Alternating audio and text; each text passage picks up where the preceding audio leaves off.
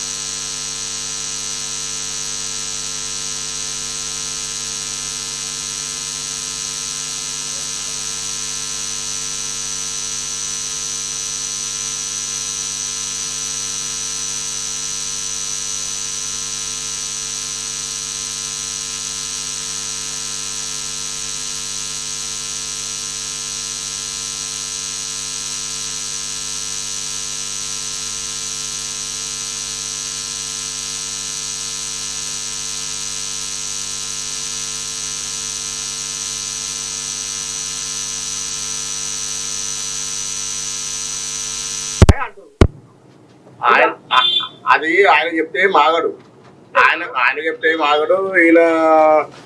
ఈయన కూడా చాలా ఉంది.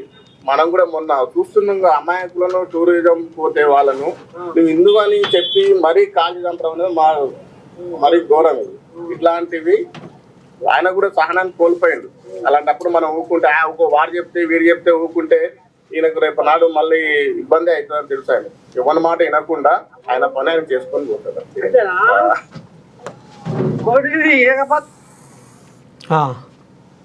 మొత్తం అంత సొలబడుతురుగా.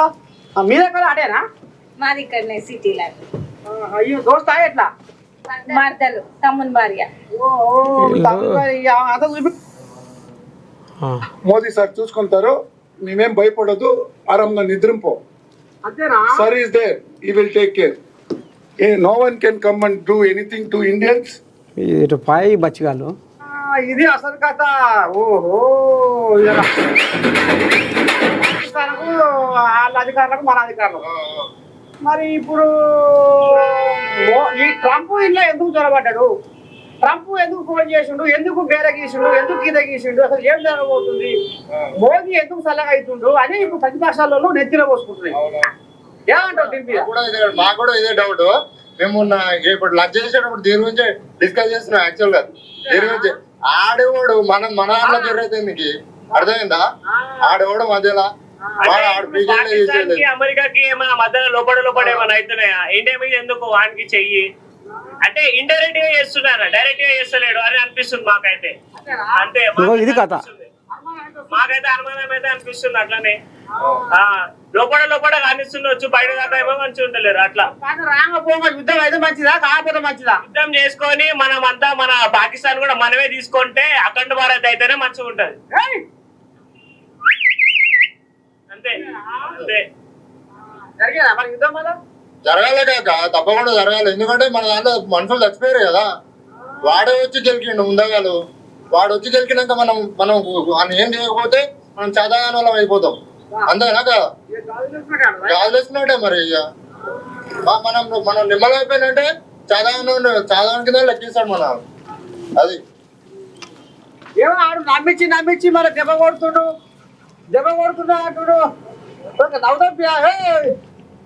నువ్వు నమ్మకేసా ఆ కెమెరా పడతావు. ఇప్పుడు నమ్మించి పాకిస్తాన్ వాళ్ళే దెబ్బ కొడదామని చూస్తున్నారు. మరి చర్చలు మరి ఎట్లా పోయాను? ఇద్దరితోటి మోడీ మాటలు పట్టుకొని ఇక ట్రంప్ మాటలు పట్టుకొని మోదీ సలహా అయ్యారా? ఇంకా ఈ పీఓకే సంగతి ఏంది? ఈ పీఓకే వచ్చేనా పోయేనా? ఇప్పుడు చర్చ జరిగినాక కూడా ఆడు మళ్ళా మనం దాడి చేసాడు తెలుసు కదా. కూచు ఉత్తరప్రదేశ్ లో మళ్ళా దాడి చేసాడు. తర్వాత మనమన్నా మళ్ళీ అటాక్ చేయాలి కదా. అయినా ఇప్పటికి సల్లానే ఉన్నారు. అంటే ఇప్పుడు మధ్యలో మోడీ ఒక విషయం బయట పెడతలేడు.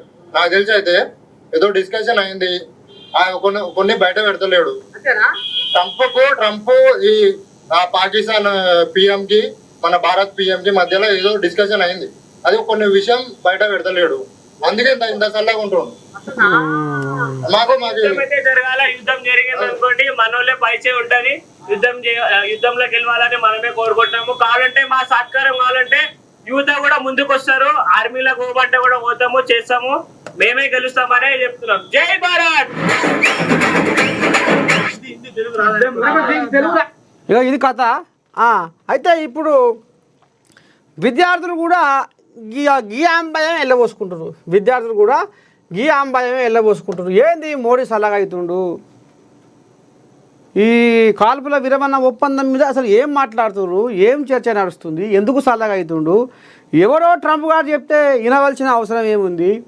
ఆనాడు 1971 ఇందిరాగాంధీ వినలేదు. నిన్నయాల పరుచుకోలేక జెలెన్స్కీ రష్యాకు ఉక్రెయిన్కు యుద్ధం అవుతుంటే ఈ ట్రంప్ వాళ్ళకు ఇక మరి కాలు పెట్టి ఊకవే అంటే నువ్వెవడవే నాకు చెప్తాను కానీ జెలెన్స్కీ కూడా అన్నాడు, ఉక్రెయిన్ అధ్యక్షుడు. మరి ఇప్పుడు ఈ మోడీ ట్రంప్ మాట ఎట్టబట్టుకుంటుండు అనేది ఇగో గిట్లా ఈ రకంగా వాళ్ళ ఆంబాయం వెళ్ళబోసుకుంటారు. చూద్దాం రేపు ఏం జరుగుతుంది, ఏంది ఏం కథ అనేది. ఇదేంది త్వరలో భారత్ ఫ్యూచర్ సిటీని